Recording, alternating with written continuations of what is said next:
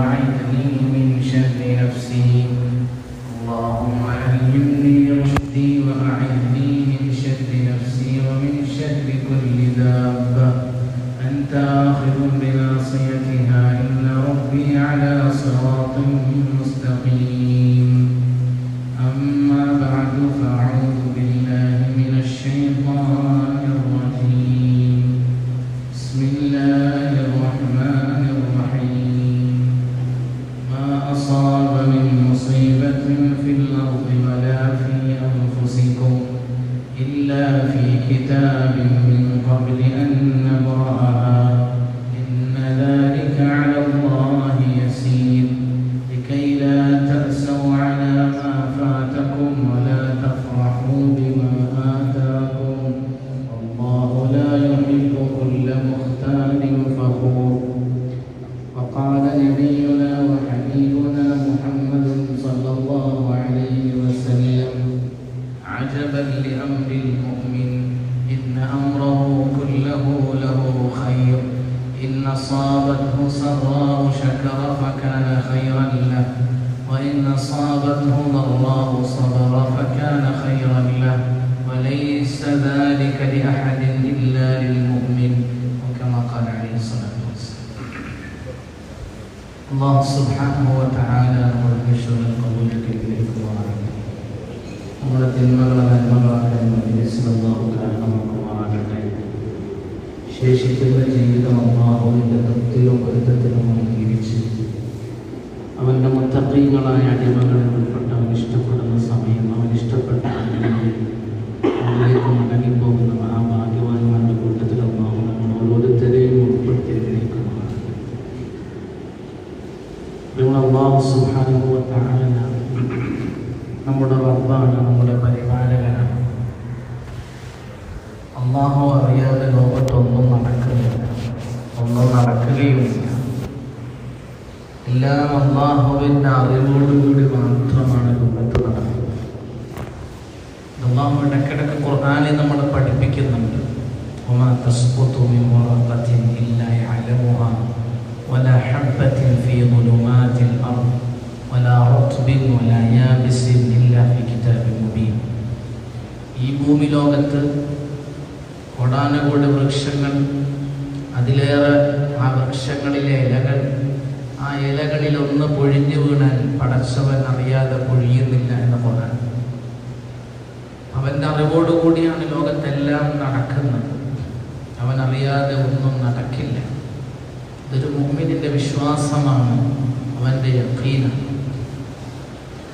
അല്ലാഹു സുബ്ഹാനഹു വ തആലയുടെ പരീക്ഷണങ്ങൾ, അല്ലാഹുവിൻ്റെ ഭാഗത്ത് നിന്നുണ്ടാകുന്ന മനുഷ്യന് പ്രതികൂലമായി തീരുന്ന അവസ്ഥകൾ, ഇതൊക്കെ ലോകത്ത് സംഭവിക്കുമ്പോൾ സ്വാഭാവികമായി പടച്ചവനെ കുറിച്ചുള്ള തെറ്റായ ധാരണകൾ മനുഷ്യ ഹൃദയങ്ങളിൽ വരാൻ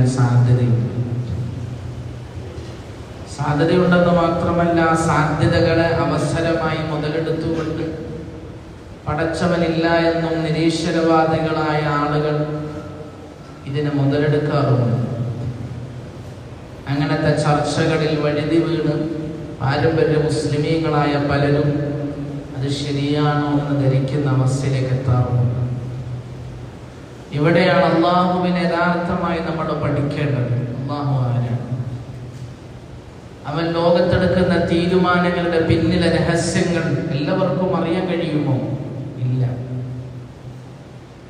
ഈ ഭൂമിയെ സൃഷ്ടിച്ച, ഈ ആകാശത്തെ സൃഷ്ടിച്ച, ഈ സൂര്യനെ സൃഷ്ടിച്ച, ഈ ചന്ദ്രനെ സൃഷ്ടിച്ച, ഈ പർവ്വതങ്ങളെ സൃഷ്ടിച്ച, ഭൂമികൾ കാണികളായി നിശ്ചയിച്ച ഈ പടച്ചവൻ,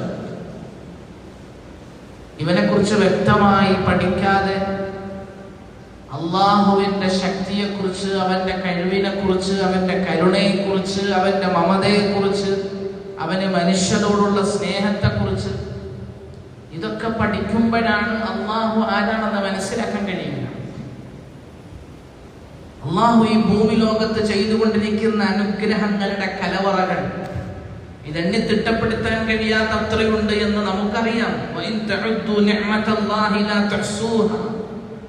അള്ളാഹുവിന്റെ അനുഗ്രഹങ്ങളെ എണ്ണാൻ നിങ്ങൾക്ക് സാധ്യമല്ല. എണ്ണാൻ ശ്രമിച്ചാൽ അത് പൂർത്തിയാക്കാൻ നിങ്ങൾക്ക് സാധ്യമല്ല. അത്ര അനുഗ്രഹങ്ങൾ ആസ്വദിച്ചുകൊണ്ടിരിക്കുകയാണ് ഞാനും നിങ്ങൾ. ഈ അനുഗ്രഹങ്ങളൊക്കെ റബ്ബ് നൽകുന്നത് അവന്റെ റഹ്മാൻ എന്ന സിഫത്തിൽ നിന്ന്.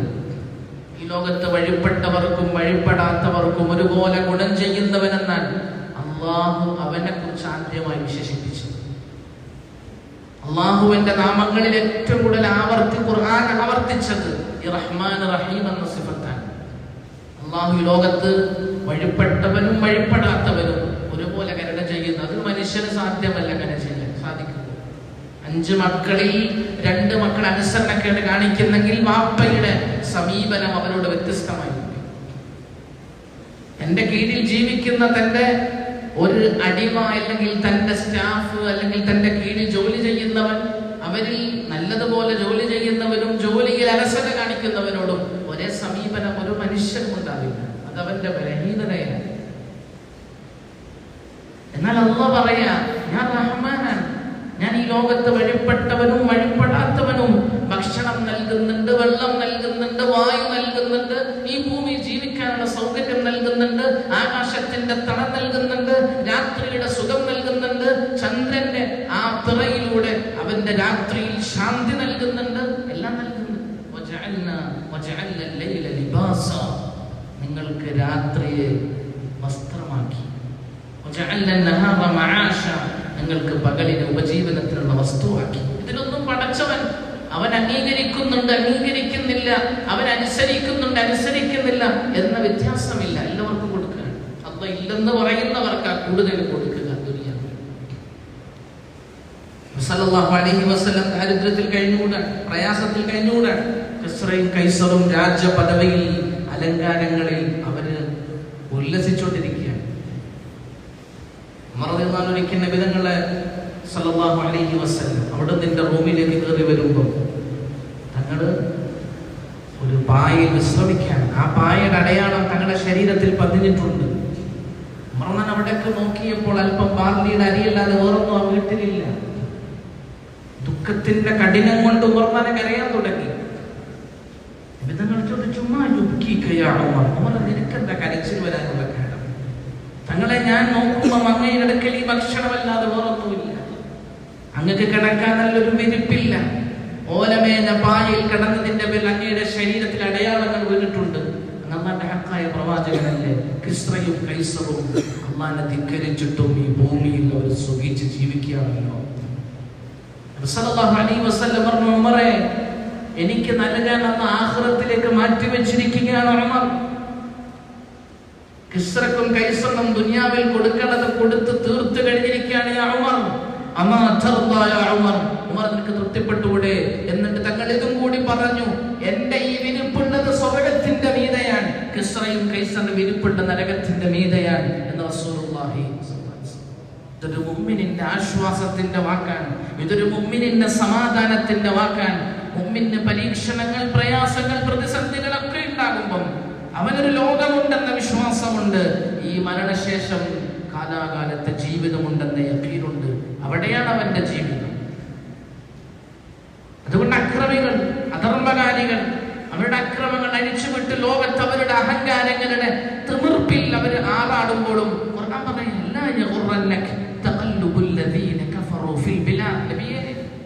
നാടുകളിൽ അക്രമകാരികൾ, നിഷേധികൾ നടത്തുന്ന യാത്രകൾ, അവരുടെ അജണ്ടകൾ, അവരുടെ എല്ലാ പ്രവർത്തനങ്ങൾ, ഇതൊന്നും കണ്ടങ്ങ് വഞ്ചിതനാകണ്ട. മത്താഉൻ ഖലീൽ, കുറഞ്ഞ നാളത്തേക്കുള്ള ഉപഭോഗ വസ്തു മാത്രമാണ്. വഞ്ചിതനാകണ്ട. അതുകൊണ്ട് ഒരു മുഅ്മിനെ സംബന്ധിച്ചിടത്തോളം അള്ളാഹുവിന്റെ പരീക്ഷണങ്ങൾ വരുമെന്നുള്ളത് ഉറപ്പാണ്, ഒരു സംശയമില്ല. അല്ലാഹു പറഞ്ഞതാണല്ലോ, വലനബ്ലുവന്നകും ബിശൈഇൻ മിനൽ ഖൗഫ് والجوع ونقص من الأموال والأنفس والثمرات وبشر الصابرين. അല്ലാഹു പറഞ്ഞു, ഞാൻ തീർച്ചയായിട്ടും നിങ്ങളെ പരീക്ഷിക്കും. നിങ്ങളെ ഞാൻ പരീക്ഷിക്കുക തന്നെ ചെയ്യും. ആ പരീക്ഷണത്തിന്റെ അവസ്ഥകൾ വ്യത്യസ്തമാണ്. അമ്പിയാക്കളുടെ പരീക്ഷണം മുഅ്മിനീങ്ങൾക്കില്ല, കാരണം അത്ര ശക്തമായ ഈമാൻ നമുക്കില്ല. അശദ്ദുൽ ബലാഇ അൽ അംബിയാ ثم الامثل فالامثل. ഈ ലോകത്തെ ഏറ്റവും കടുത്ത പരീക്ഷണം അമ്പിയാക്കൾക്കാണ്. അത് കഴിഞ്ഞാൽ അവരെ പോലുള്ളവർ, അത് കഴിഞ്ഞാൽ അവരെ പോലുള്ളവർ. പരീക്ഷ പരീക്ഷണം വരുമ്പോഴേക്ക് പതറേണ്ടതില്ല. പടച്ചവന് നമ്മളോട് എന്തോ വെറുപ്പുണ്ടെന്ന് കരുതണ്ട. പരീക്ഷണം പടച്ചവൻ ഇഷ്ടപ്പെടുന്നവർക്ക് ആ കൂടുതൽ ഉണ്ടാവുക. അല്ലാഹു അമ്പിയാക്കളെ പരീക്ഷണത്തിനകപ്പെടുത്തി. ഓരോ നബിമാരുടെ ചരിത്രം പരിശോധിച്ചു നോക്ക്. ഇബ്രാഹിം അലൈഹിസ്സലാമിന്റെ പരീക്ഷണം, ഇസ്മായിൽ അലൈഹിസ്സലാമിന്റെ പരീക്ഷണം, മൂസ അലൈഹിസ്സലാമിനുണ്ടായ പരീക്ഷണം, സ്വന്തം ജനതയിലുണ്ടായ പരീക്ഷണം, ഹാറൂൻ നബിക്കുണ്ടായ പരീക്ഷണം, മഹാനായ അയ്യൂബ് നബിക്കുണ്ടായ പരീക്ഷണം, യൂസുഫ് അലൈഹിസ്സലാമിനുണ്ടായ പരീക്ഷണം. നബിമാര് അടിമച്ചത്തിൽ വീഴ്ത്തപ്പെടുകയാണ്, പൊട്ടക്കിണറ്റിൽ ഇടുകയാണ്, സ്വന്തം സഹോദരങ്ങൾ വഞ്ചിക്കുകയാണ്. പരീക്ഷണങ്ങളുടെ അങ്ങേ തലയിൽ അവരുടെ ക്ഷമയെ കുറിച്ച് ഖുർആൻ പറഞ്ഞു, ഫസബ്റുൻ സബ്റുൻ ജമീൽ. ആ ക്ഷമ സുന്ദരമായ ക്ഷമയാണ്. സുന്ദരമായ ക്ഷമയുടെ അർത്ഥം എന്താണ്? യാക്കൂബ് നബിയാകുന്ന പിതാവ് തന്റെ മകൻ നഷ്ടപ്പെട്ടതിന്റെ പേരിൽ കരയുന്നത്. ഖുർആൻ പറയാ, കരഞ്ഞ് കരഞ്ഞ് കണ്ണിന്റെ കാഴ്ച നഷ്ടപ്പെടുക എന്ന് പറഞ്ഞാൽ ആ ദുഃഖം എന്തായിരിക്കും? പക്ഷേ ആ യാക്കൂബ് നബിയുടെ ക്ഷമയെ കുറിച്ച് പറയാൻ ഫസബ്റുൻ ജമീൽ, സുന്ദരമായ ക്ഷമ. എന്താ സുന്ദരമായ ക്ഷമയുടെ അർത്ഥം? ലാ ശികായത ഫീ, അതിൽ ഒരു സൃഷ്ടിയോടും പരാതിയില്ല, ആരോടും പരിഭവമില്ല, ആരോടും വിഷമങ്ങൾ പങ്കുവെക്കുന്നില്ല, ആരുടെയും മുന്നിൽ തന്റെ നിരാശകൾ അല്ലെങ്കിൽ തന്റെ നിരാശയുടെ വാക്കുകൾ പറയുന്നില്ല. പിന്നെന്താ? യാക്കൂബ് നബിയുടെ വാക്ക് ഖുർആൻ പറയുന്നുണ്ട്, പരീക്ഷണങ്ങളുടെ മൂർധന്യതയിലെത്തി. തന്റെ മൂത്ത മകൻ നഷ്ടപ്പെട്ടു, തന്റെ ഇളയ മകൻ നഷ്ടപ്പെട്ടു, യൂസുഫ് നഷ്ടപ്പെട്ടു, എല്ലാവരും നഷ്ടപ്പെട്ട അവസാനം ആ സന്ദർഭത്തിൽ അദ്ദേഹം പറഞ്ഞ വാക്ക് ഖുർആൻ പറയാ, ഇന്നമാ അഷ്കൂ ബസ്സീ വഹുസ്നീ ഇലല്ലാഹ്. എന്റെ ദുഃഖവും എന്റെ പരിഭവവും എന്റെ പ്രയാസവും എന്റെ റബ്ബിന്റെ മുന്നിൽ. ഒറ്റക്ക് മുസല്ലയിലാണ്, ദുആയിലാണ്, പടച്ചവനോടാണ്. ഒരാളോടും എനിക്ക് പരിഭവമില്ല, ആരോടും എനിക്ക് വൈരാഗ്യമില്ല, ആരും എന്നെ പരാജയപ്പെടുത്തിയെന്ന് ചിന്തയില്ല, എനിക്ക് ജീവിതത്തിൽ ഇനി മുന്നോട്ട് കരകയറാൻ കഴിയുമോ എന്ന നിരാശവാക്കുമില്ല.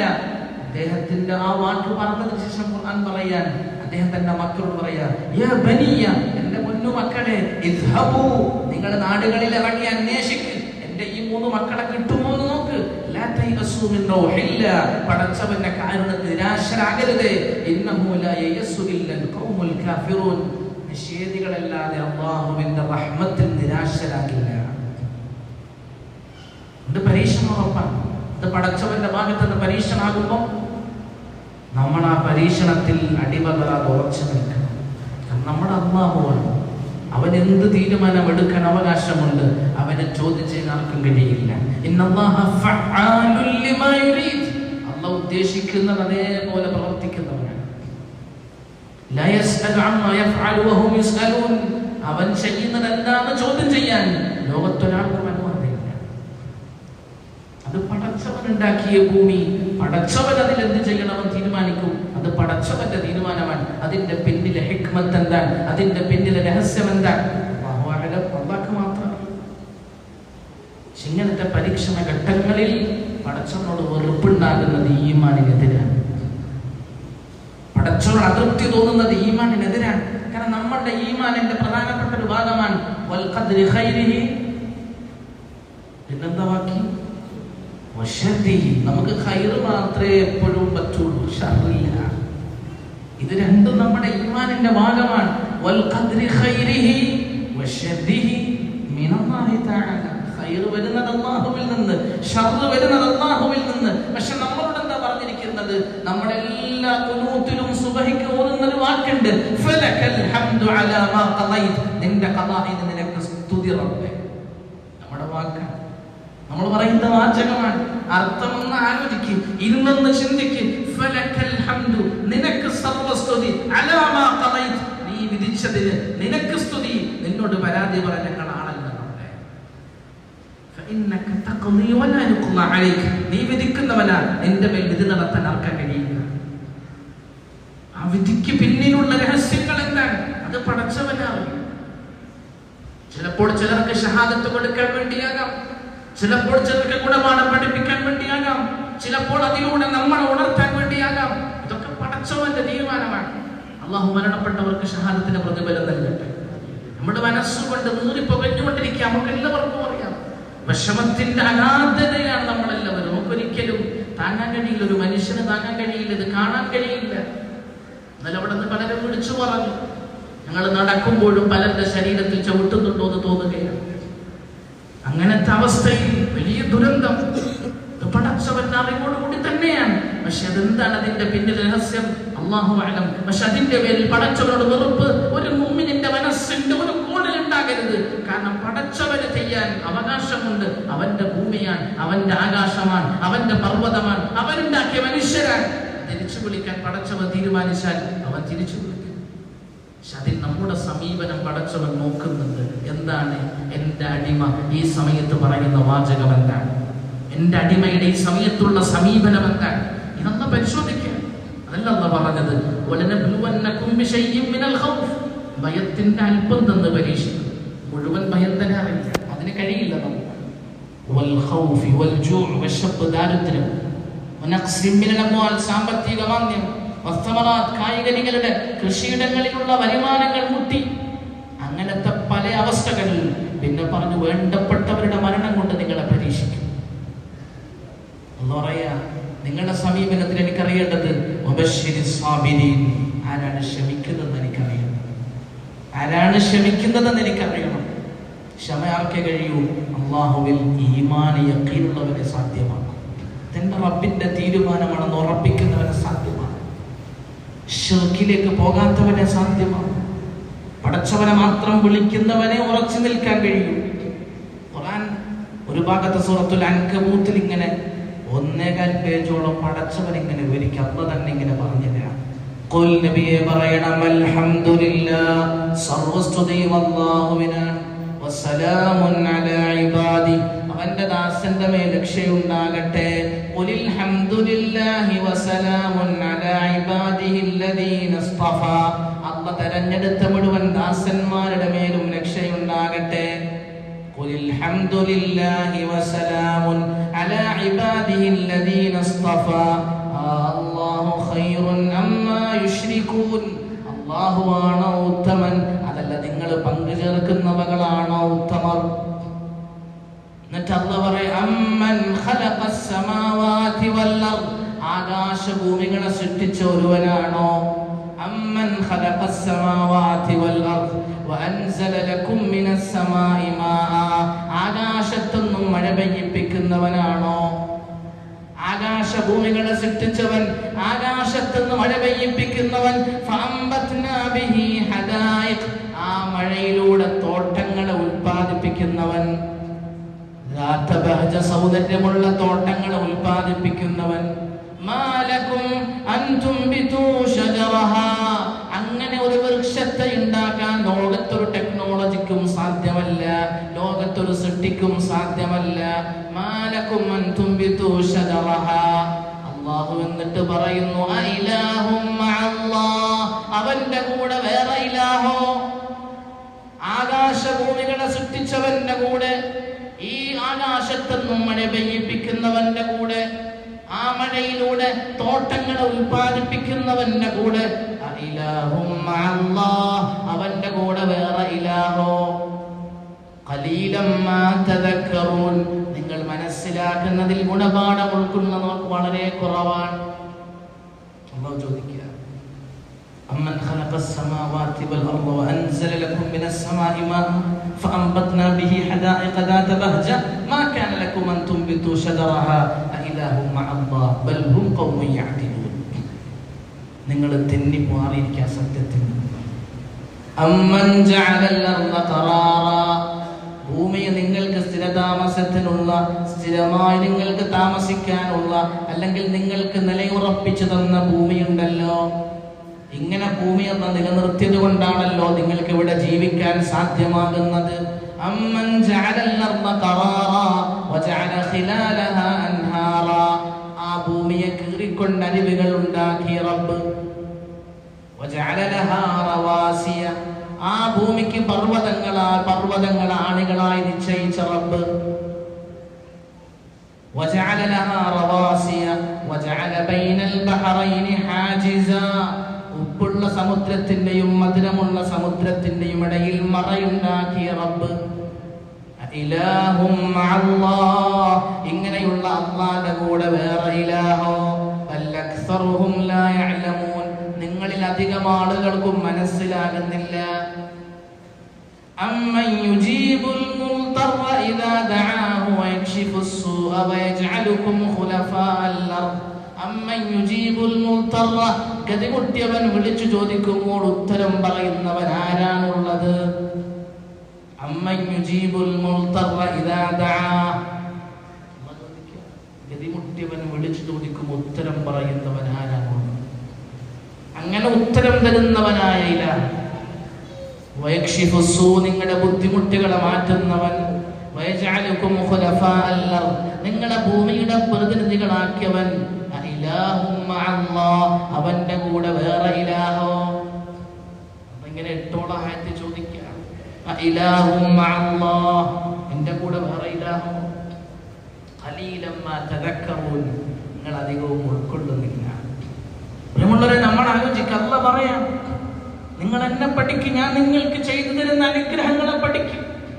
നിങ്ങൾക്ക് ഗതിമുട്ടിയാൽ വിളിച്ചു ചോദിക്കാൻ ഞാനല്ലാതെ വേറെ ഇലാഹില്ല. അങ്ങനെയുള്ള അല്ലാഹുവിന്റെ തീരുമാനങ്ങളിൽ സംതൃപ്തി അടയുക എന്ന് പറയുന്നത് ഒരു മുഅ്മിന്റെ ബാധ്യതയാണ്, അവന്റെ ഈമാനിന്റെ ഭാഗമാണ്. വൽഖദ്രി ഖൈരിഹി വശർരിഹി മിനല്ലാഹി തആല, വിശ്വാസത്തിന്റെ ഭാഗമായി മാറ്റിവെച്ചാൽ പോരാ. ജീവിതത്തിന്റെ ഓരോ ഭാഗങ്ങളിലും സംഭവിക്കുമ്പോൾ തൃപ്തിയോടുകൂടി അതിനെ അംഗീകരിക്കണം.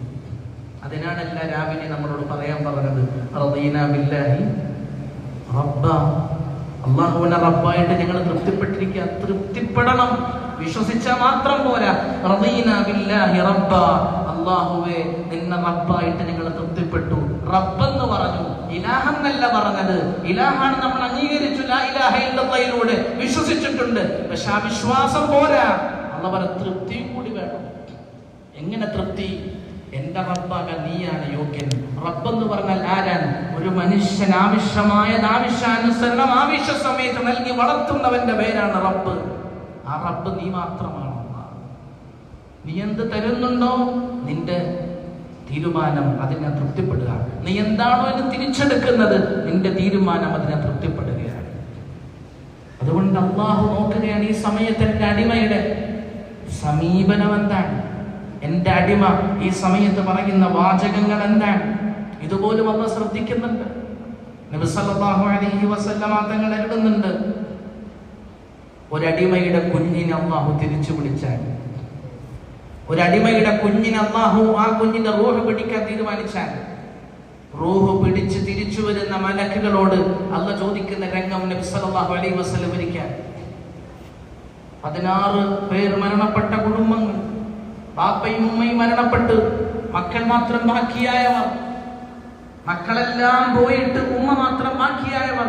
ഇതൊക്കെ നമ്മുടെ മനസ്സിന്റെ മുറിവുകളെ കൂടുതൽ അതിന് ശക്തി ഉണ്ടാകുമ്പോൾ നബിതങ്ങളുടെ ഈ ഹദീസ് നമുക്ക് സാന്ത്വനമാകണം, നമുക്ക് ആശ്വാസമാകണം. തങ്ങൾ പറയാണ്, എന്റെ അടിമയുടെ മകന്റെ റൂഹിനെ അല്ലെങ്കിൽ മകളുടെ റൂഹിനെ, ഉറ്റവരുടെ റൂഹിനൊക്കെ പിടിച്ച് തിരിച്ചു വരുന്ന മലക്കുകളോട് അല്ലാഹു ചോദിക്കും, അഖബർതും സമറത ഫുആദി, നിങ്ങൾ അവന്റെ കരളിന്റെ കഷ്ണത്തെ തിരിച്ചു പിടിച്ചുവോ? മലക്കുകൾ പറയും, അല്ലാഹു നിന്റെ തീരുമാനം ഞങ്ങൾ പിടിച്ചു. അഖബൽതും റൂഹ, അവന്റെ റൂഹിനെ നിങ്ങൾ പിടിച്ചോ? പിടിച്ചു. അല്ലാഹു ചോദിക്കും അടുത്ത ചോദ്യം, മാദാ ഖാല അബ്ദി, എന്റെ അടിമ എന്താ പറഞ്ഞത് ആ സമയത്ത്? എന്റെ അടിമ എന്ത് പറഞ്ഞു ആ സമയത്ത്? മലക്കുകൾ പറയും, ഹമീദക്, നിന്നെ സ്തുതിച്ചു റബ്ബേ. പ്രിയമുള്ളവരെ, ആ വാക്ക് ഒരടിമയുടെ വർത്തമാനത്തിൽ എങ്ങനെ വരും? അൽഹംദുലില്ലാഹ്, നിനക്ക് സർവസ്തുതിയും എന്ന് പറയാൻ ഒരടിമയ്ക്ക് എങ്ങനെ സാധ്യമാകും? അവന്റെ വീട് നഷ്ടപ്പെട്ട്, അവന്റെ മക്കൾ നഷ്ടപ്പെട്ട്, അവന്റെ സ്വത്തുക്കൾ നഷ്ടപ്പെട്ട്, അവന്റെ എല്ലാം നഷ്ടപ്പെട്ട് ഇനി എന്താണ് ജീവിതമെന്ന് ആലോചിക്കുന്ന ഒരു മനുഷ്യന്റെ മുന്നിൽ മലക്കുൽ മൗത്ത് പോയിട്ട് പറയുന്ന വാക്ക്, അല്ലാഹു നിന്നെ സ്തുതിച്ചിരിക്കുകയാണ് അടിമ. അല്ലാഹു പറയും, ഹമിദക്, നിന്നെ സ്തുതിച്ചു. എങ്ങനെയാ സ്തുതിക്കാൻ കഴിയില്ല? അല്ലാഹുവേ, നീ എടുത്തതൊക്കെ നിന്റേതാണ്, നീ തന്നതാണ് എനിക്ക്, ഇതൊന്നും എന്റെ അവകാശപ്പെട്ടതല്ല. നമ്മൾ പഠിക്കണം, നമ്മൾ ജീവിക്കുന്ന വീട് നമ്മളുടേതല്ല, നമുക്ക് പടച്ചവൻ അല്പനാളത്തേക്ക് തന്നതാണ്. നമ്മുടെ സമ്പത്ത് നമ്മളുടേതല്ല, അല്പനാളത്തെ കൈകാര്യം ചെയ്യാൻ തന്നതാണ്. നമ്മുടെ വസ്ത്രം നമ്മളുടേതല്ല, അല്പനാളത്തെ കൊടുക്കാൻ വേണ്ടി തന്നതാണ്. അഹങ്കാരത്തിൽ ആഡംബരത്തിൽ ജീവിക്കുന്നവരെ ഉണരിൻ. ഒരു രാത്രി ഉറങ്ങിയവർ പിറ്റേന്ന് ഉണർന്നിട്ടില്ല. ഇത് പടച്ചവൻ നമ്മളെ പഠിപ്പിക്കുക, നമ്മളോട് പഠിപ്പിക്കുക. ഇതൊന്നും നമ്മുടേതല്ല, നമ്മളുടെ മക്കൾ നമ്മളുടേതല്ല. ഇത് അല്ലാഹു നമുക്ക് തന്നതാണ്. അതുകൊണ്ട് ഹമിദക്, തരുമ്പോഴും നിനക്ക് സ്തുതി, തിരിച്ചെടുക്കുമ്പോഴും നിനക്ക് സ്തുതി. ഇതൊരു മുഅ്മിന് മാത്രമേ പറയാൻ പറ്റൂ. ഒരു മുഅ്മിന്റെ യഖീൻ, അവന്റെ അല്ലാഹുവിനുള്ള വിശ്വാസം, അല്ലാഹുവിനുള്ള തൃപ്തി. നബിതങ്ങൾ പറഞ്ഞല്ലോ, അല്ലാഹ് പറയാൻ മല്ലം യർദ ബി ഖദാഇ ഫൽയഅബ്ദു റബ്ബൻ സിവായ. ആരെന്റെ ഖദാഇൽ തൃപ്തിപ്പെടുന്നില്ലേ, ഞാനല്ലാത്ത റബ്ബിനെ അവൻ ആരാധിക്കട്ടെ. അല്ലാഹുവിന്റെ ഖദാഇലെ തൃപ്തി ഈമാനിന്റെ പ്രധാനപ്പെട്ട ഭാഗമാണ്. അത് പൂർത്തിയാകുമ്പോഴേ ഈമാൻ പൂർത്തിയാവുക. അല്ലാഹുവിൽ വിശ്വസിച്ചു, മലക്കളിൽ വിശ്വസിച്ചു ഇങ്ങനെ പറഞ്ഞെണ്ണി പോയാൽ പോരാ. അൽ ഖദ്രി ഖൈരിഹി വശർരിഹി മിനല്ലാഹി തആല യഖീനാവണം. ഇത് പടച്ചവന്റെ ഭാഗത്തുള്ള തീരുമാനമാണ്. അത് തൃപ്തിപ്പെടാനാണ് പടച്ചവൻ പറഞ്ഞിരിക്കുന്നത്. ഫലക്കൽ ഹംദ്, നിനക്ക് സ്തുതി, നിന്നെ സ്തുതിച്ചു റബ്ബേ. പിന്നെന്താ പറഞ്ഞത്? വസ്തർജ, ഇന്നാ ലില്ലാഹി വ ഇന്നാ ഇലൈഹി റാജിഊൻ എന്ന് പറഞ്ഞു. ഇന്നാ എന്നർത്ഥം നമ്മളെല്ലാം ലില്ലാഹ്, അല്ലാഹുവിനുള്ളതാണ്. ഈ വാക്കിന്റെ അർത്ഥം നമ്മൾ പഠിക്കും. വെറുതെ പറയാൻ പഠിപ്പിച്ചതല്ല. മുസീബത്ത് വരും ആദ്യം പറയേണ്ട വാക്ക് ഇന്നാ, ഞങ്ങളെല്ലാം ലില്ലാഹ്, നിനക്കുള്ളതാണ് അല്ലാഹ്. വ ഇന്നാ ഇലൈഹി റാജിഊൻ, ഞങ്ങളെല്ലാം നിന്നിലേക്ക് മടങ്ങി വരും റബ്ബേ. ഞങ്ങൾക്ക് അഹങ്കരിക്കാനൊന്നുമില്ല. അതുകൊണ്ട് മുസീബത്തുകൾ വരുമ്പം നമ്മൾ ഒന്ന് രണ്ട് കാര്യങ്ങൾ അതിൽ ശ്രദ്ധിക്കണം. മുസീബത്ത് വരുമ്പോൾ നമ്മൾ അതിൽ ക്ഷമയോട് ഉറച്ചു നിൽക്കണം. മുസീബത്തിൽ ഒരിക്കലും അതൃപ്തിയുടെ വാക്കുകൾ പറയരുത്. എന്ന് പറയാൻ ഖുലിഖൽ ഇൻസാനു ഹലൂഅ, മനുഷ്യൻ പ്രാണത്തിൽ സൃഷ്ടിക്കപ്പെട്ടവനാ.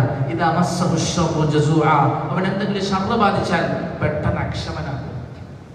അക്ഷമനാകരുത് നമ്മൾ. ഇദാ മസ്സഹുൽ ഖൈറു മനൂഅ, നന്മ വന്നാലോ തടഞ്ഞു വെക്കും. അതുകൊണ്ട് നമ്മൾ അക്ഷമരാകരുത്, അക്ഷമയുടെ വാക്കുകൾ പറയരുത്. പടച്ചവനോട് പറയണേ, ഇന്ന ഞങ്ങളെല്ലാം നിനക്കുള്ളതാണ്, നിന്നിലേക്ക് ഞങ്ങൾ മടങ്ങി വരും ഉറപ്പാണ്. ഇന്നില്ലെങ്കിൽ നാളെ മടങ്ങി വരേണ്ടതാണ് ഞാനും നിങ്ങളും. അല്ലദീന ഇദാ അസ്വാബത്ഹും മുസീബ, മുസീബത്ത് സംഭവിച്ചാൽ മുഅ്മിൻ പറയുന്ന വാചകം ഇതാണെങ്കിൽ, നബിതങ്ങൾ പറയാൻ ആ സമയത്ത് അല്ലാഹ് പറയും, ഏ മലക്കുകളെ, എന്റെ അടിമ ഈ പരീക്ഷണത്തിൽ അവന്റെ കരളിന്റെ കഷ്ണത്തിന്റെ റൂഹിനെ ഞാൻ പിടിച്ച സമയത്ത് അവൻ പറഞ്ഞത് ഇതാണെങ്കിൽ, സ്വർഗത്തിൽ അവന്റെ വീട് പണിത് കൊടുക്കുക. അല്ലാഹു ഈ മരണപ്പെട്ടവർക്കൊക്കെ സ്വർഗത്തിൽ വീട് നൽകട്ടെ, അവർക്ക് ഷഹാദത്തിന്റെ പ്രതിഫലം നൽകട്ടെ, അതിൽ ക്ഷമിക്കുന്നവർക്ക് അല്ലാഹു നൽകട്ടെ, ക്ഷമിക്കാനുള്ള ശേഷി അല്ലാഹു നൽകട്ടെ. നമ്മൾ പ്രതീക്ഷയോടെ ജീവിക്കണം. നമ്മുടെ ദുനിയാവ് ഇതല്ല. അദ്ദുനിയ സിജ്നുൽ മുഅ്മിൻ വ ജന്നത്തുൽ കാഫിർ, ഇത് മുഅ്മിനിന്റെ ജയിലും ഇത് കാഫിറിന്റെ സ്വർഗ്ഗവുമാണെന്ന് റസൂലുള്ളാഹി സ്വല്ലല്ലാഹു അലൈഹി വസല്ലം. ഇതൊരു യാഥാർത്ഥ്യമാണ്. നമ്മളിവിടെ സുഖിക്കാനും രമിക്കാനും ഉല്ലസിക്കാനും വന്നവരല്ല. നമ്മുടെ ജയിലാണ്, നമ്മുടെ സ്വർഗ്ഗം ആഖിറമാണ്.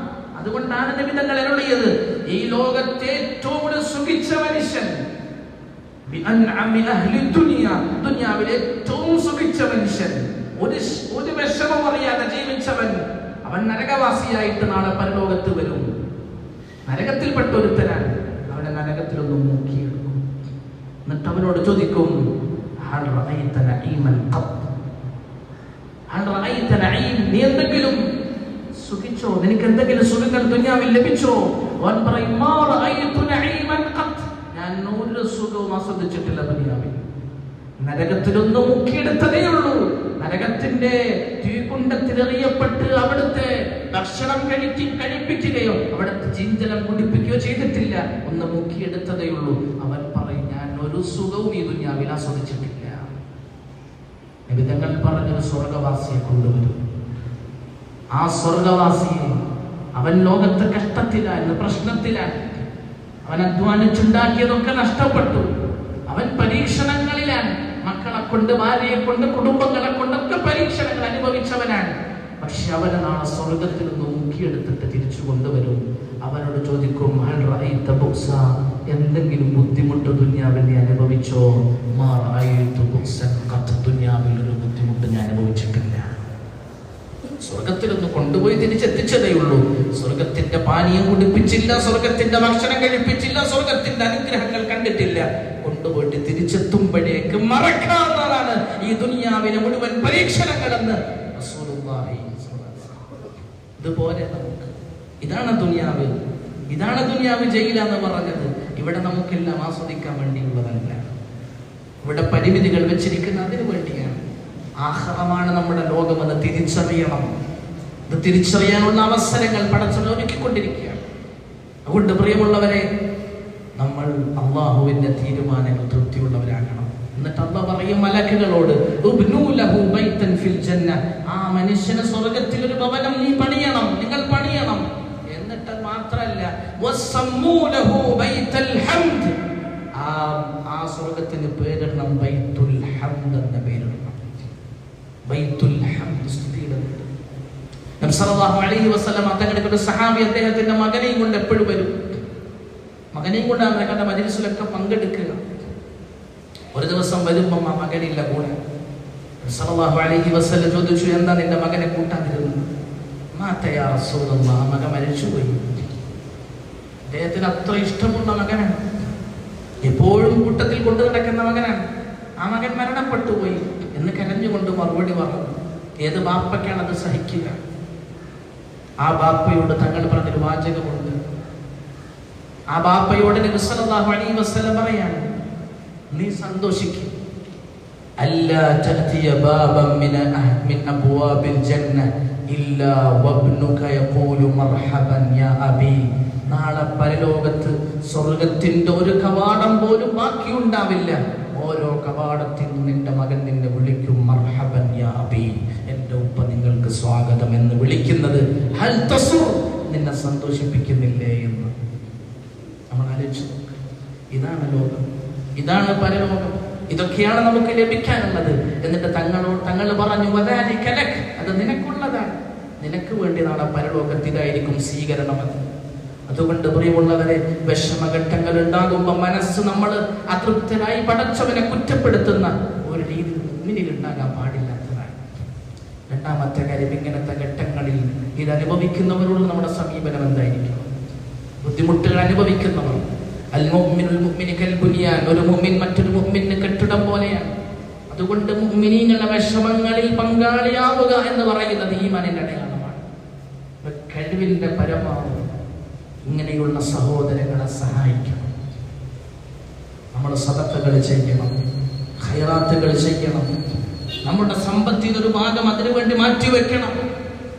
അത് നമ്മുടെ ഖൈറുകൾക്ക് കാരണമാണ്, നമുക്ക് മുഴുവൻ ശർറിൽ തടയപ്പെടാൻ കാരണമാണ്. അതുകൊണ്ടാണ് നബി തങ്ങൾ അരുളിയത്, അസ്സദഖതു, സദഖ കൊടുത്താൽ തുത്ഫിഉ ഗളബർ റബ്ബ്, പടച്ചവന്റെ കോപത്തെ തണുപ്പിക്കും. അസ്സദഖ തുറദ്ദുൽ ബലാ, സദഖ ബലാ മുസീബത്തുകളെ തടുക്കും. സദഖയുടെ പവറിനെ കുറിച്ച് നബി സല്ലല്ലാഹു അലൈഹി വസല്ലം തങ്ങൾ പറഞ്ഞ ഹദീസ് കാണാൻ കഴിയും. നബി തങ്ങൾ പറയാണ്, ലമ്മാ ഖലഖല്ലാഹുൽ അർദ്, അല്ലാഹു ഭൂമിയെ സൃഷ്ടിച്ചു. ജഅല തമീദ്, ആ ഭൂമി ആടിയുലയാൻ തുടങ്ങി. ഫഖലഖൽ ജിബാൽ, അല്ലാഹു പർവ്വതങ്ങളെ സൃഷ്ടിച്ചു. ഫആദ, അങ്ങനെ അത് ഉറച്ചു. ഫസ്തഖറത് ഫഅജബത്തിൽ മലായിക, മലക്കുകൾ അത്ഭുതത്തോടെ ചോദിച്ചു. മിൻ ശിദ്ദത്തിൽ ജിബാൽ, പർവ്വതത്തിന്റെ ഈ ശക്തി കണ്ടപ്പോൾ ചോദിച്ചു, യാ റബ്ബ് ഹൽ മിൻ ഖൽഖിക ശൈഉൻ അശദ്ദ മിനൽ ജിബാൽ, അല്ലാഹു പർവ്വതങ്ങളെക്കാൾ ശക്തിയുള്ള ഏതെങ്കിലും നിന്റെ സൃഷ്ടിയുണ്ടോ? ഖാല നഅമൽ ഹദീദ്, ഇരുമ്പുണ്ട്. ഖാലു, മലക്കുകൾ പറഞ്ഞു, യാ റബ്ബി ഫഹൽ മിൻ ഖൽഖിക ശൈഉൻ അശദ്ദ മിനൽ ഹദീദ്, ഇരുമ്പിനേക്കാൾ ശക്തിയുള്ള എന്തെങ്കിലും സൃഷ്ടി നിന്റെ അടുക്കലുണ്ടോ? ഇരുമ്പ് കൊണ്ട് പർവ്വതത്തെ അങ്ങോട്ടും ഇങ്ങോട്ടും ആക്കാൻ കഴിയും. ഇരുമ്പിനേക്കാൾ ശക്തിയുള്ളതുണ്ടോ? നഅം, അന്നാർ, തീയുണ്ട്. ഖാലു യാ റബ്ബ് ഹൽ മിൻ ഖൽഖിക ശൈഉൻ അശദ്ദ മിനൻ നാർ, തീയേക്കാൾ കടുപ്പമുള്ളതുണ്ടോ? ഖാല നഅം, അൽ മാ, വെള്ളമുണ്ട്. തീ അണക്കാൻ വെള്ളം ഉപയോഗിക്കാറുണ്ട്. ഖാലു യാ റബ്ബ് ഹൽ മിൻ ഖൽഖിക അശദ്ദ മിനൽ മാ, വെള്ളത്തേക്കാൾ കടുത്ത ശക്തിയുള്ള വേറെ ഏതെങ്കിലും സൃഷ്ടിയുണ്ടോ? ഖാല നഅം, ഉണ്ട്. അർ-റീഹ്, കാറ്റാണ്. ഖാലു യാ റബ്ബ് ഫഹൽ മിൻ ഖൽഖിക അശദ്ദ മിൻ അർ-റീഹ്, കാറ്റിനേക്കാൾ ശക്തമായ ഏതെങ്കിലും സൃഷ്ടിയുണ്ടോ? ഖാല നഅം, ഉണ്ട്. ഇബ്നു ആദം തസദ്ദഖ ബിയമീനിഹി യുഖ്ഫീഹാ മിൻ ശിമാലി, ഒരു മനുഷ്യൻ അവൻ വലത് കൈ കൊണ്ട് കൊടുക്കുന്ന സദഖ ഇടത് കൈ പോലും അറിയാതെ കൊടുത്താൽ അത് ഈ പർവ്വതത്തെക്കാൾ, ഈ കാറ്റിനേക്കാൾ, ഈ തീയേക്കാൾ ഒക്കെ ശക്തമാണ് ആ സദഖയെന്ന് റസൂലുള്ളാഹി സ്വല്ലല്ലാഹു അലൈഹി വസല്ലം. സർവ്വ ശർറുകളെയും തടുക്കാൻ, സർവ്വ പ്രശ്നങ്ങളും ഇല്ലാതെയാക്കാൻ നമ്മുടെ സദഖകൾക്ക് കഴിയും. പക്ഷെ സദഖയാവണം. സദഖയാവണം.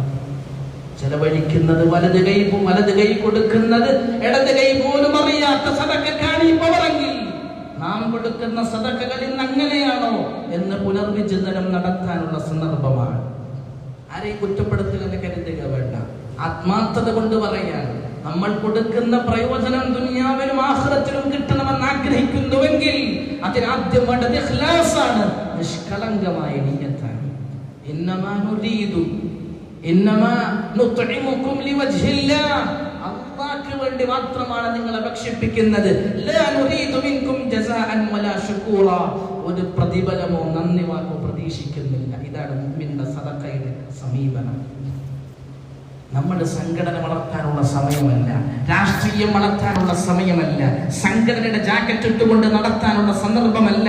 ഇത് അല്ലാഹുവിന് വേണ്ടിയാണോ എങ്കിൽ രഹസ്യമായി കൊടുക്ക് സദഖ. ഇത് സേവന രംഗത്ത് സജീവമായി, എന്നിട്ട് അതിന്റെ പേരിൽ ഏതെങ്കിലും രാഷ്ട്രീയം വളർത്താനുള്ള ശ്രമമാണോ? പടച്ചവന്റെ അടുത്ത് കൂലി ഉണ്ടാവില്ല കേട്ടോ, പടച്ചവന്റെ അടുത്ത് കൂലി ഉണ്ടാവില്ല. നബിതങ്ങൾ സഹാബാക്കൾ ഒരിക്കൽ പറഞ്ഞു, നിങ്ങൾ അല്ലാഹുവിന്റെ വഴിയിൽ പുറപ്പെട്ടിട്ട് നിങ്ങളുടെ മനസ്സിൽ എന്തെങ്കിലും പ്രസിദ്ധിയുടെ മോഹമുണ്ടോ? ലാ അജ്റ ല, പ്രതിഫലമില്ല. സഹാബാക്കൾക്ക് ബുദ്ധിമുട്ടായി, ആവർത്തിച്ചു ചോദിച്ചു, ഞങ്ങൾ അല്ലാഹുവിന്റെ വഴി ജിഹാദിന് പുറപ്പെട്ടിട്ട് ഞങ്ങൾ ഗനീമത്ത് ആഗ്രഹിച്ചാൽ ഞങ്ങൾക്ക് പ്രതിഫലമില്ലെന്നോ? ഞങ്ങൾ പറഞ്ഞു ഇല്ല. വീണ്ടും ചോദിച്ചു, ഞങ്ങളുടെ പ്രതിഫലമുണ്ടോ? ഇല്ല. 3 വട്ടം തങ്ങൾ ആവർത്തിച്ചു, നിങ്ങൾ അല്ലാഹുവിന്റെ വഴിയിൽ പുറപ്പെട്ട് പോരാട്ടത്തിന്റെ വീതിയിൽ ജീവൻ കൊടുക്കാൻ സന്നദ്ധമാണ്, പക്ഷെ നിങ്ങളുടെ ഉള്ളിൽ എവിടെയെങ്കിലും ഗനീമത്ത് കിട്ടണമെന്ന താല്പര്യം കൂടി ഉണ്ടെങ്കിൽ നിങ്ങൾക്ക് പ്രതിഫലമില്ലെന്ന് റസൂലുള്ളാഹി. ഹിജ്റ പോലത്തെ അമൽ എത്ര ഉയർന്ന അമലാണ് അത്. സ്വന്തം വീടും നാടും കുടുംബവും എന്നേക്കും വിടുന്ന ഹിജ്റ. ആ ഹിജ്റയുടെ പുറപ്പെടലിനിടയിൽ വമൻ കാന ഹിജ്റതുഹു ലിദുന്യൻ യുസീബുഹാ, ദുനിയാവിന്റെ എന്തെങ്കിലും കിട്ടണമെന്ന് ആഗ്രഹമാണോ എങ്കിൽ നിനക്ക് ഹിജ്റയ്ക്ക് പ്രതിഫലമില്ലെന്ന് റസൂലുള്ളാഹി. നാം ചെയ്യുന്ന സേവനങ്ങൾ ആരെ കാണിക്കാനാണ്? എന്തിനെ വളർത്താനാണ്? അതുകൊണ്ടൊരു ജാക്കറ്റും വേണ്ട. വഖാല ഇന്നനി മിനൽ മുസ്ലിമീൻ, ഞാനൊരു മുസ്ലിമാണോ?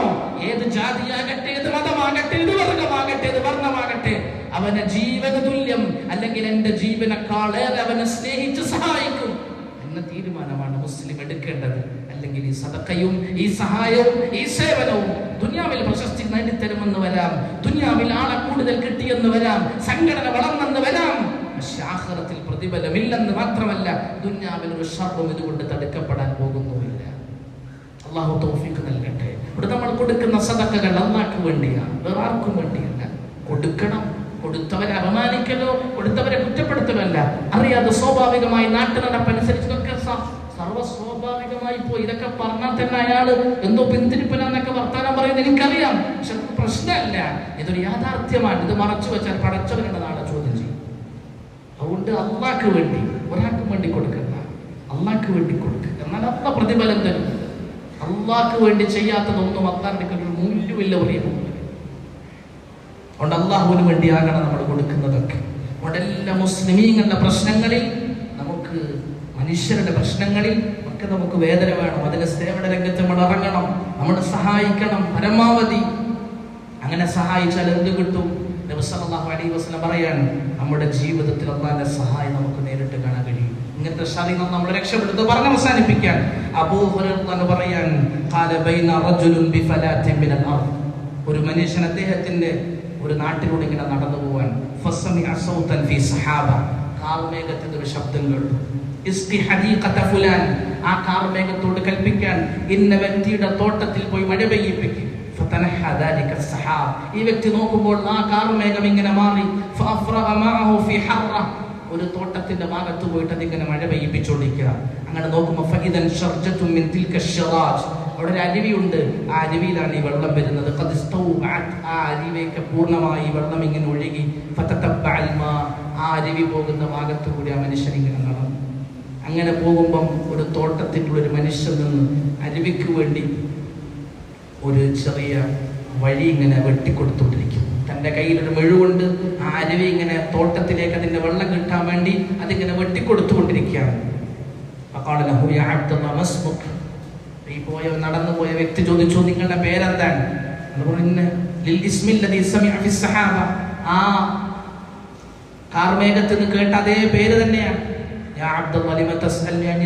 മനുഷ്യൻ എന്റെ പേരെന്തിനാ നിങ്ങൾ ചോദിക്കുന്നത്?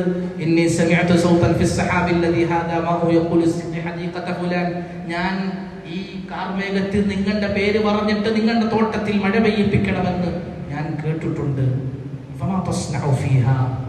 നിങ്ങൾ എന്ത് നന്മയാണ് ഈ കാർമേഘത്തിനെ പടച്ചവൻ വിട്ടിട്ട് നിങ്ങളുടെ തോട്ടത്തിൽ മഴ നൽകി നിങ്ങളുടെ തോട്ടത്തിനെ സംരക്ഷിക്കാൻ പടച്ചവൻ എത്രമേൽ സൗകര്യങ്ങൾ നിങ്ങൾക്ക് ഒരുക്കി തരുന്നതിന്റെ പിന്നിൽ എന്ത് പ്രവർത്തനമാണ് നിങ്ങൾ ചെയ്തുകൊണ്ടിരിക്കുന്നത്?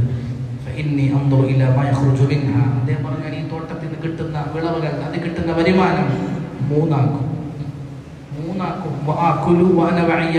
അതിലൊരു ഭാഗം ഞാനും എൻ്റെ കുടുംബവും ഭക്ഷിക്കും. അതിലൊരു ഭാഗം ഞാൻ ഈ തോട്ടത്തിന്റെ വരുമാനത്തിന്, ഈ തോട്ടത്തിന്റെ ആവശ്യങ്ങൾക്ക് വേണ്ടി ചെലവഴിക്കും. അതിലൊരു ഭാഗം ഞാൻ സദഖ കൊടുക്കാൻ വേണ്ടി മാറ്റിവെച്ചിരിക്കും. ഈ സമ്പത്തിനെ മൂന്നാക്കി വെച്ചത് തന്നെ പടച്ചവൻ സഹായിക്കാൻ ഒരു കാരണമായെങ്കിൽ നമ്മുടെ സമ്പത്തിന് ഒരു ഓഹരി എപ്പോഴും നമ്മൾ വെച്ചിരിക്കണം. എന്തിന്? ഇത് ആളുകളെ സഹായിക്കും. അത് നമ്മൾ തൊടൂല എന്ന് തീരുമാനിച്ചുകൊണ്ട് നമ്മുടെ നിയ്യത്താക്കി കുറേ പൈസകൾ എടുക്കാത്ത നോട്ടല്ല, നല്ല മുന്തിയ സാമ്പത്തികമായി വരുന്ന ലാഭങ്ങളൊക്കെ ആ സദഖയുടെ ഒരു സമ്പത്തിലേക്ക് മാറ്റിവെച്ച് വടതൈ കൊടുക്കുന്ന ഇടതുകൈ അറിയാതെ സദഖകൾ കൊടുത്താൽ നമ്മുടെ ഷർറുകളെ മാറ്റാൻ അള്ളാഹു നമ്മളെ സഹായിക്കും. ഖൈറിന്റെ വഴികൾ അന്ന് തുറന്നു തരും. അള്ളാഹു അങ്ങനെ ഖൈറിന്റെ വഴികൾ നമുക്ക് തുറന്നു തരട്ടെ. എല്ലാ ഷർറും നമ്മളെയും നാമുമായി ബന്ധപ്പെട്ടവർ ലോക മനുഷ്യരാശിയും അള്ളാഹു രക്ഷപ്പെടുത്തട്ടെ. അവിടെ നമ്മളെല്ലാവരും ഇങ്ങനത്തെ കാര്യങ്ങൾ, നന്മകളിൽ പരസ്പരം പങ്കാളികളായി സഹായിക്കണം. പരമാവധി നമ്മൾ സഹായിക്കണം. ഏതെല്ലാം രൂപത്തിൽ നമുക്ക് സഹായിക്കാൻ കഴിയും, ശാരീരികമായി, മാനസികമായി, സാമ്പത്തികമായി, ഒരു വാക്കുകൊണ്ടെങ്കിലും നമ്മൾ ഇങ്ങനത്തെ മനുഷ്യരെ സഹായിക്കുക എന്നത് നമ്മുടെ ഇസ്ലാമിൻ്റെ പേരുള്ള ബാധ്യതയാണ്. നമ്മൾ നിർവഹിച്ചേ മതിയാകും. അതിൽ നമ്മൾ വിട്ടുനിൽക്കുന്നത് ഈമാനിനെതിരാണ്, ഇസ്ലാമിനെതിരാണ്. നമ്മളെല്ലാ അർത്ഥത്തിലും നമ്മൾ അകമഴിഞ്ഞ് സഹായിക്കുക. ഇപ്പോൾ ഒരുപാട് ആളുകൾ സഹായവുമായിട്ട് എത്തിയിട്ടുണ്ട്, സഹായിച്ചുകൊണ്ടിരിക്കുന്നുണ്ട്. അവർക്ക് അർഹമായ പ്രതിഫലം നൽകട്ടെ. അവർക്ക് ആവശ്യമായ മുഴുവൻ കാര്യങ്ങളും അള്ളാഹു നടത്തിക്കൊടുക്കട്ടെ. അതിനുവേണ്ടി നമ്മളെല്ലാവരും അവർക്ക് വേണ്ടി ദുആ ചെയ്യുക. മരണപ്പെട്ടവർക്ക് വേണ്ടി ദുആ ചെയ്യുക. മരണപ്പെട്ട് ബാക്കിയായ കുടുംബാംഗങ്ങളുടെ മനസ്സുകൾക്ക് ആശ്വാസം ലഭിക്കാൻ അവർക്ക് വേണ്ടി ദുആ ചെയ്യുക. അള്ളാഹു നല്ല തൗഫീഖ് നൽകട്ടെ.